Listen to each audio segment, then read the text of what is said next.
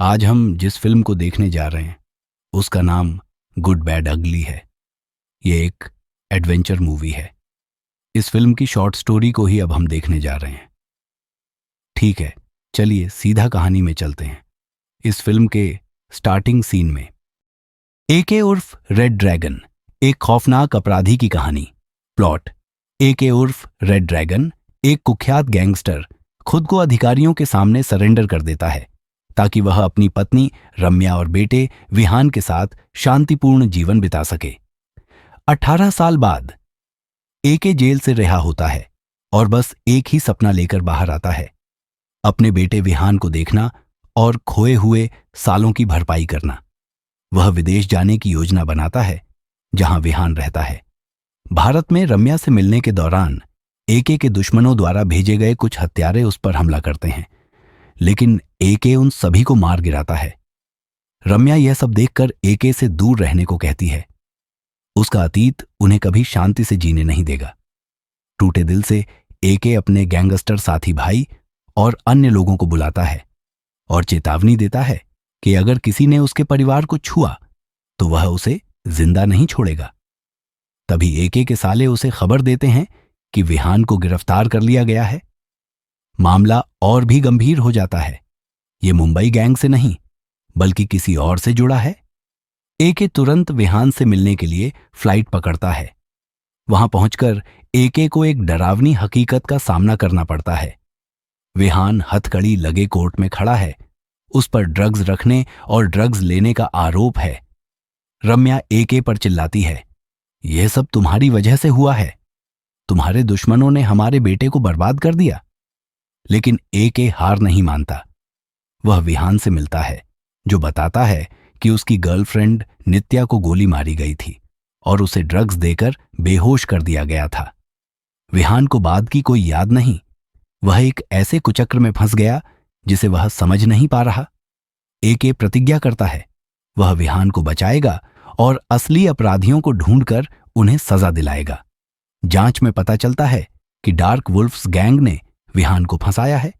यह गैंग अवैध कारोबार चलाता है और एक कैसीनो भी संचालित करता है जिसमें एक सुरक्षित बैंक वॉल्ट है।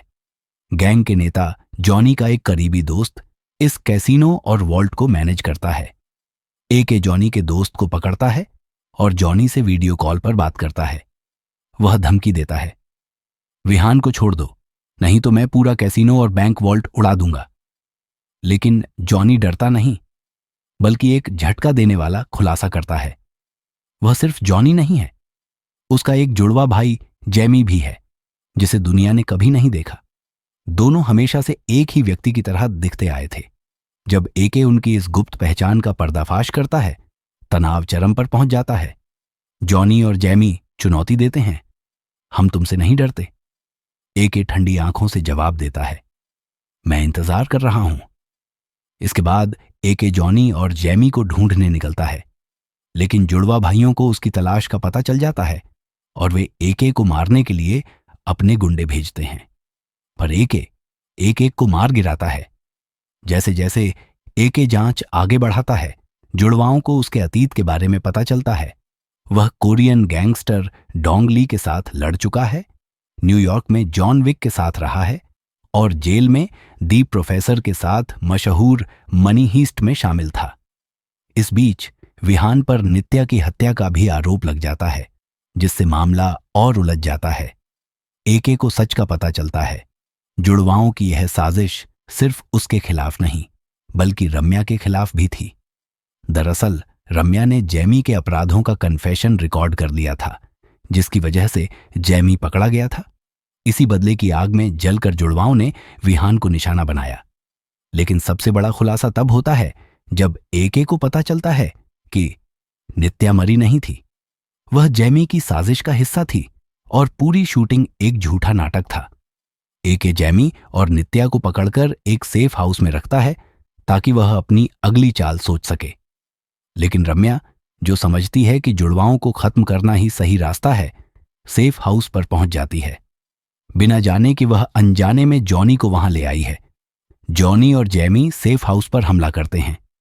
वे नित्या को मारने की योजना बनाते हैं।